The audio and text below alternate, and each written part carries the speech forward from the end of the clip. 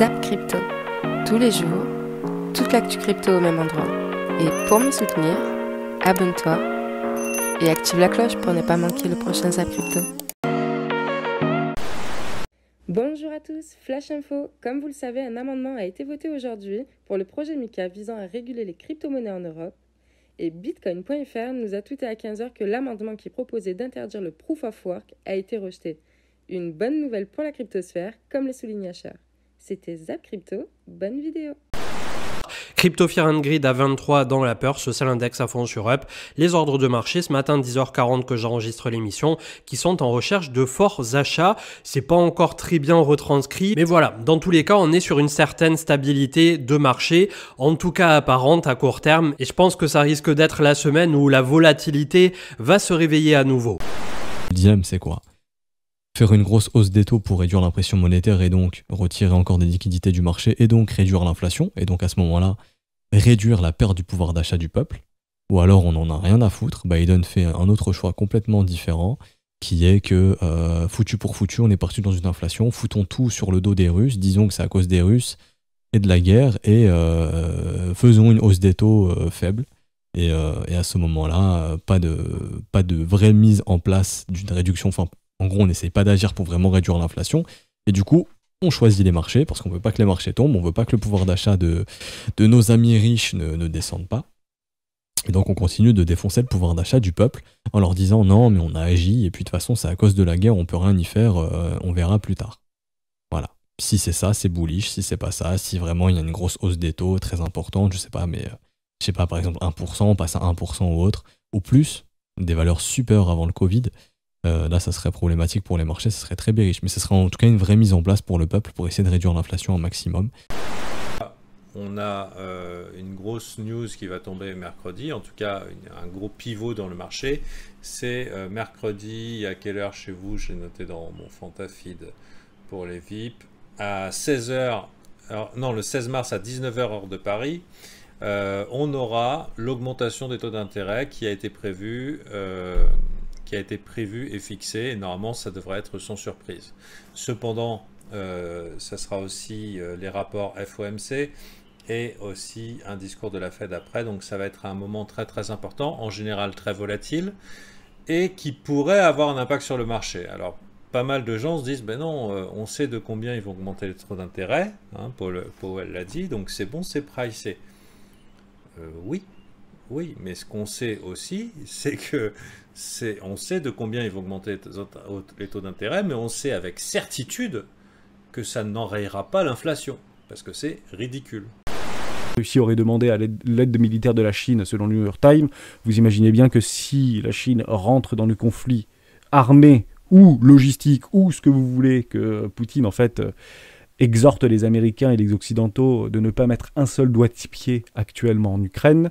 Vous imaginez bien que si la Chine met un doigt de pied dans l'Ukraine, ce sera éventuellement le début de quelque chose de moins sympathique pour nous. Je ne vous fais pas un dessin, mais vous avez bien compris l'idée. Donc, FUD, pas FUD, news, fausse news, ça a été démenti immédiatement par le porte-parole du Kremlin. Bon, on le verra bien, on aura des preuves, 3 photos. Je vous rappelle que la guerre en Irak, on n'a pas jamais récupéré les preuves au niveau des armes de destruction massive en Irak. Néanmoins, c'était une attaque directe, on ne va pas refaire le monde, mais vous imaginez bien que pour mettre le feu aux poudrières, il ne faut pas forcément un accusé-réception. Éventuellement, une petite photo bien placée, et vous m'avez compris, ça peut laisser penser que le pire est devant nous, et c'est à peu près ce qu'aujourd'hui, nos dirigeants, et notamment Emmanuel Macron, dans ses relations avec Poutine, le peu de choses qu'on arrive à en ressortir, c'est que malheureusement, le pire reste devant. J'ai l'impression que le seul qui est plutôt positif ici, c'est plutôt le président Zelensky, qui explique qu'on a une nouvelle approche différente avec la Russie, avec Vladimir Poutine. Ça va peut-être tendre à venir... Bref, tous ces discours-là pour vous dire qu'on est dans l'incertitude. Ça, c'est clairement ce qu'il faut comprendre, c'est que nous sommes dans l'incertitude. Et le marché n'aime pas l'incertitude. C'est que ça fait plusieurs semaines qu'on est en train de se battre au-dessus de la SSB. La SSB, c'est donc la ligne rouge que vous voyez ici, donc c'est le bas du nuage, et en gros, on est en train de la défendre, vraiment de la défendre à fond. Pourquoi ? Parce que si on passe en dessous, Et en plus, si derrière il y a la Chikou qui passe, bon ben là c'est des signes baissiers en weekly, et là ça serait très bullish, parce qu'on n'était pas en dessous du nuage depuis le crack Covid. Bon après vous allez me dire, après on a réussi à passer au-dessus. Oui, mais regardez aussi ici, là c'était le début du bear market aussi, après le dernier bull run. Donc voilà, j'ai pas envie de vous faire peur non plus, mais il faut vraiment réussir à tenir donc ces niveaux, peut-être slider petit à petit, casser bien sûr la Tenkan, ça c'est la base, hein, la ligne en bleu. Bon, je vais pas vous faire un cours entier sur Ichimoku, ça serait trop long. Et ensuite bien sûr SSA, Kijun, et là à ce moment-là il faudra que la Chikou arrive à passer les prix, donc peut-être dans ces targets ici. Voilà pour Ichimoku, donc en tout cas le temps qu'on arrive à tenir le niveau, rien n'est perdu officiellement en weekly, je dis bien en weekly, pour le bull run. On dit souvent lifetime opportunity sur les marchés. C'était il y a 2 ans, jour pour jour, le 13 mars 2020. Le Bitcoin chutait de moins 50%. Ethereum reculait de moins 52 à 88 $. Là, pour le coup, c'était l'opportunité d'une vie, clairement.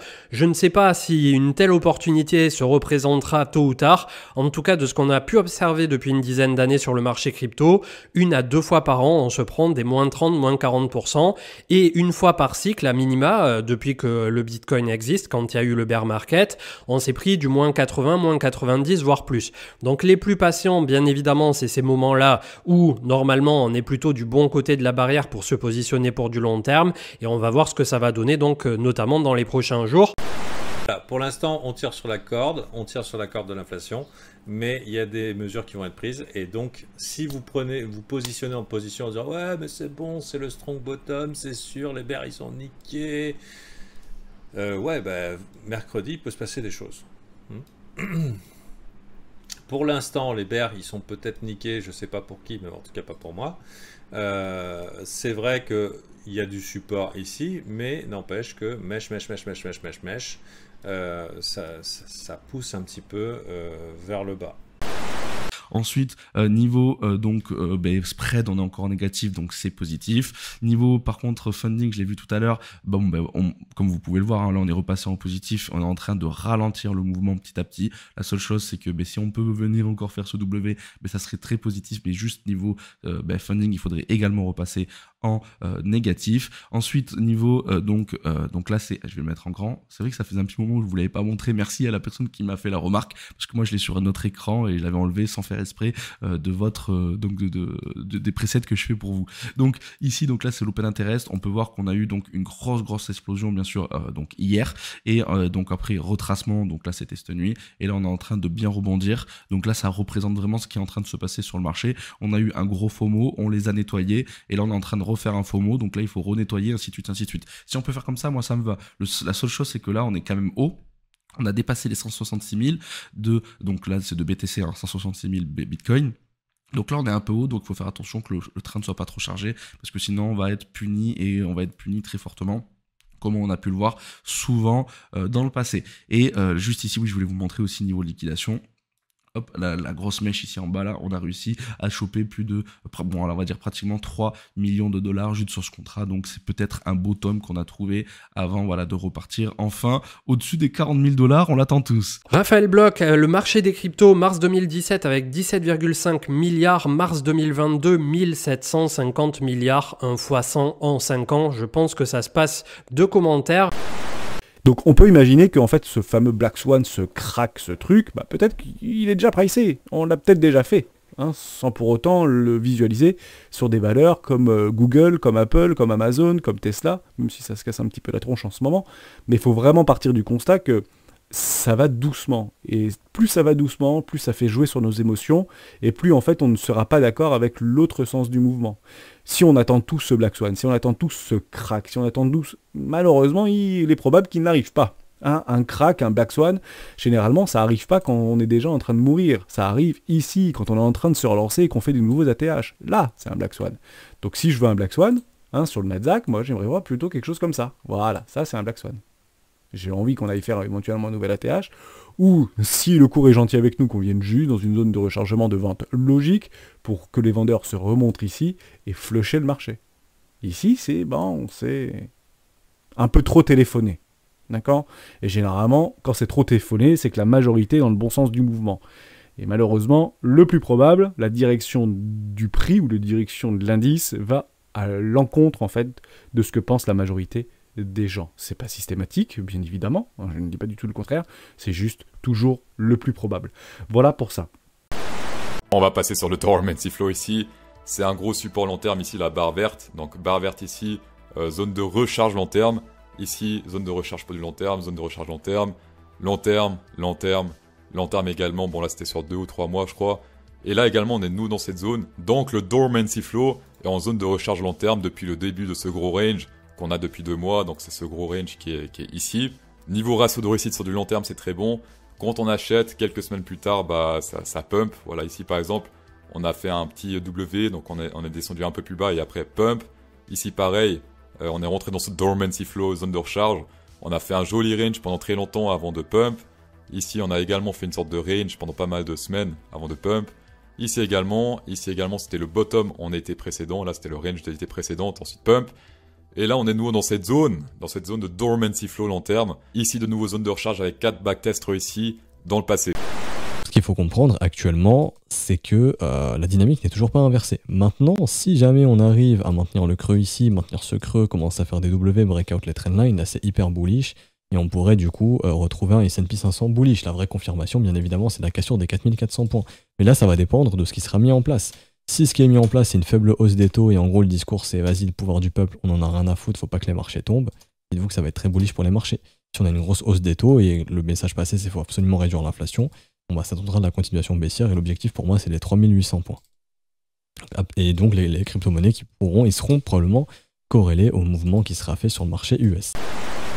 On a Icetex Capital qui proposait un article de Fabrice Grinda, donc très intéressant. C'est autour de l'incertitude chronique à court terme.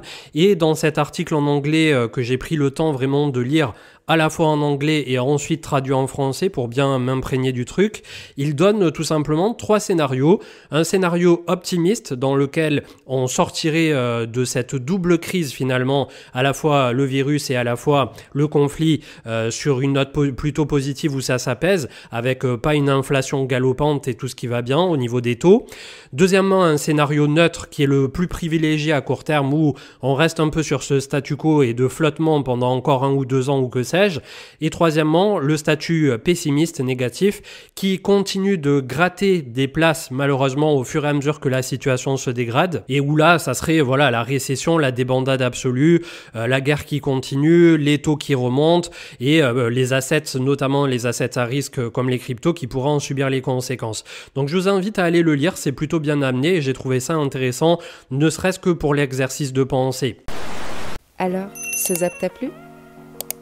Dis-moi en commentaire quelle est l'actu qui t'a le plus intéressé. Et si tu as manqué les actus d'hier, retrouve juste ici le Zap Crypto de la veille.